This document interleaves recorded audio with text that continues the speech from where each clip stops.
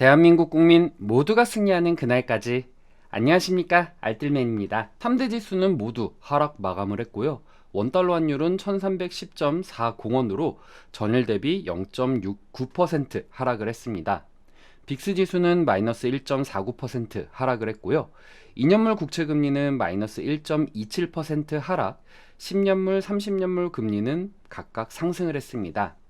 MSCI 코리아 ETF 지수는 1.44% 상승을 했고요. 달러 인덱스는 0.17% 상승을 했습니다. 우선 특징적인 주식들은 다음과 같습니다. 메타 플랫폼즈는 JP모건이 소셜미디어 회사를 매수하도록 업그레이드를 한 후에 주가가 상승을 했는데요. 내년에는 역풍이 완화될 것이다 라고 언급을 하면서 2.82% 상승 마감을 했습니다. 골드만삭스는 월스트리트의 회사가 최대 8%의 인력을 감축할 것이다 라는 소식이 전해지면서 주가가 하락을 했는데요.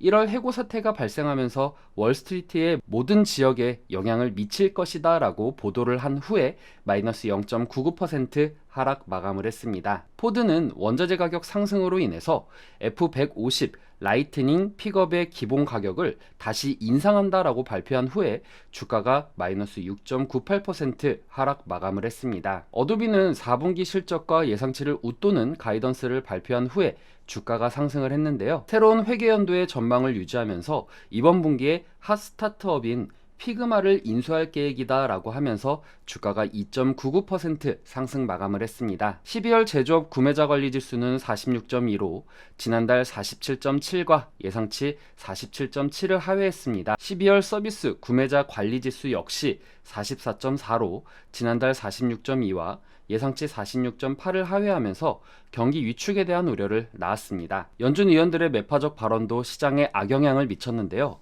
존 윌리엄스 뉴욕 연은 총재는 미국의 최종 금리가 점도표에서 예상한 수준보다 더 높아질 수 있다라고 언급을 했습니다.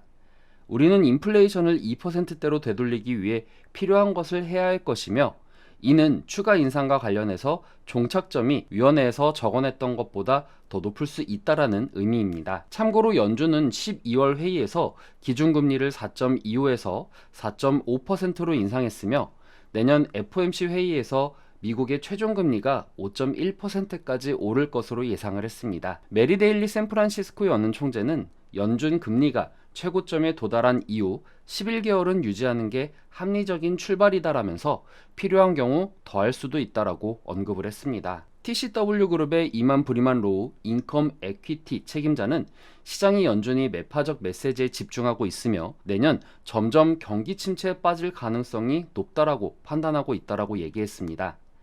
킹스뷰 SM 매니지먼트의 포트폴리오 매니저 폴 놀트는 연준이 곧 금리 인하로 회귀하지 않을 것이다 라는 생각에 시장이 깨어난 것 같다라면서 파월의 메시지는 계속 금리를 인상할 것이라고 시장에 일관되게 신호를 보내왔다라고 언급했습니다. 금일 원자재 가격은 대다수 혼조세를 보였습니다.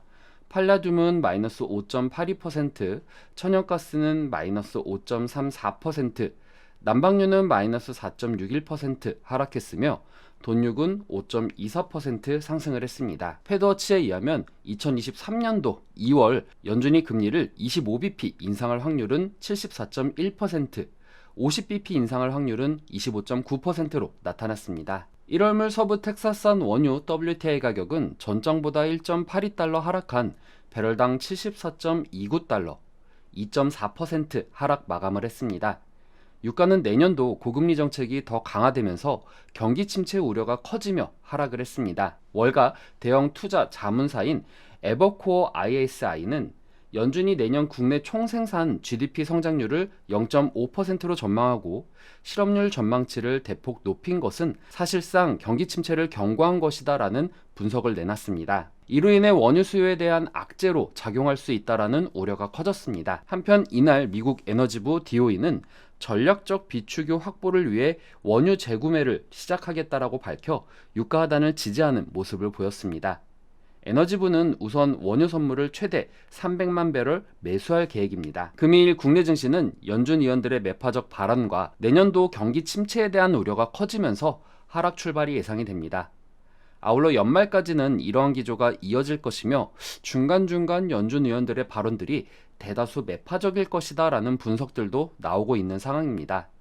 개인적으로는 연준이 설령 내년도에 고강도 긴축을 하지 않는다라고 하더라도 시장에는 으름장을 펼쳐야 원자재 가격이 안정될 수 있다라고 생각하기에 이러한 으름장은 계속적으로 펼치는 것이 아닌가 생각이 되기도 합니다. 이로 인해 산타랠리가 올 확률이 많이 희박해졌다라고 생각도 하게 됩니다. 추이를 더 지켜봐야 되겠지만 전망이 좋지 못하게 된 만큼 시장에 대해 관망하고 더 연구해봐야 될 것 같다라는 생각이 듭니다.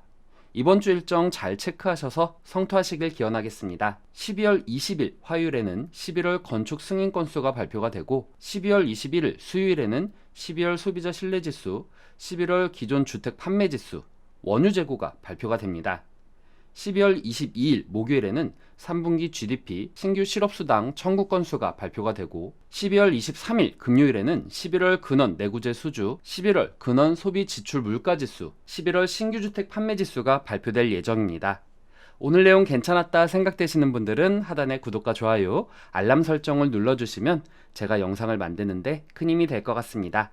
오늘도 시청해주셔서 감사합니다.